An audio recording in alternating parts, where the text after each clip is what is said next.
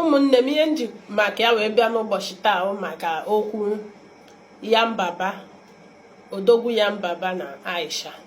Wee sị ka m bịa ka m na ụmụnne m tụlee okwu a. Ana m anụ ka ọtụtụ ndị mmadụ na-asị na ha ji ya were achọ ka ha nweta view n'iru akwụkwọ a, ebe ụfọdụ na-asịkwa na ọnwụ esemokwu ezinụlọ ka ha na-enwe. Wee sị ka m kwuo okwu gbasara ihe dị otu a. Ọ bụrụ na ọ bụ eziokwu na Odogwu na Aisha ji di na ihe gbasara di na nwunye ha were achọ ka ha nweta view, ị mara na at first enweghị ihe dịka ịhụnanya nọ n'etiti mmadụ eji ahụ, enweghị ihe dịka ịhụnanya nọ n'etiti alụmdi na nwanyị ha, maka na ahụghị m otu mmadụ ga-esi were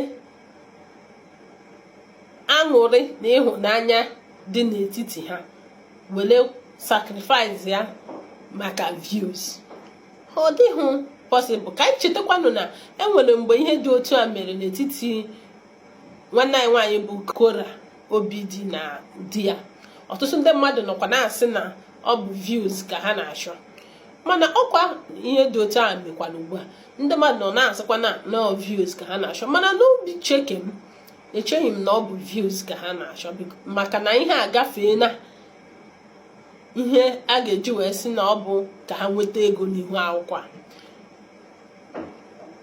Ihe ọzọ m chọkwara ikwu bụ, ọ bụrụ na ọ bụghị ihe gbasara views, na ọ bụ esemokwu di na nwunye ka ndị a na-ese, ana m echọ ka ha mara biko na ha bụrụ ihe dị n'esemokwu ha gaa n'ụlọ gaa kpezie, maka na ihe ọbụla batara n'ihu akwụkwọ a ọ na-aya ahụ bifo ekpezie ya ọzọ, n'ihi na ọtụtụ ndị mmadụ ga na-akwanye gị ọkụ n'ukwu, akwanye nke nwoke akwanye nke nwaanyị, ma otu a ma otu gaa ama na ụfọdụ ndị a na-akwanye gị ndị ilo gị, ndị na-achọbudu nke enwe ihe ọma nọ n'ezinụlọ, ndị na-achọbudu nke inwe obi aṅụrị n'ezinụlọ gị wee chee na ọ bụ ndị enyi gị, ha na-akwanye gị ọkụ.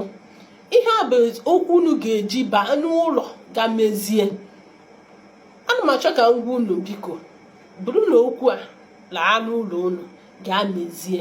Ọ bụrụ na nwoke mejọrọ ya yọọ nwunye ya, ọ bụrụ na nwaanyị mejọrọ ya yọọ di ya, ka ihe ọma dịrị unu n'ọlụ unu, maka na okwu a unu buru bata na ihu akwụkwọ a ọ ga-alakwa unu ahụ n'imezi.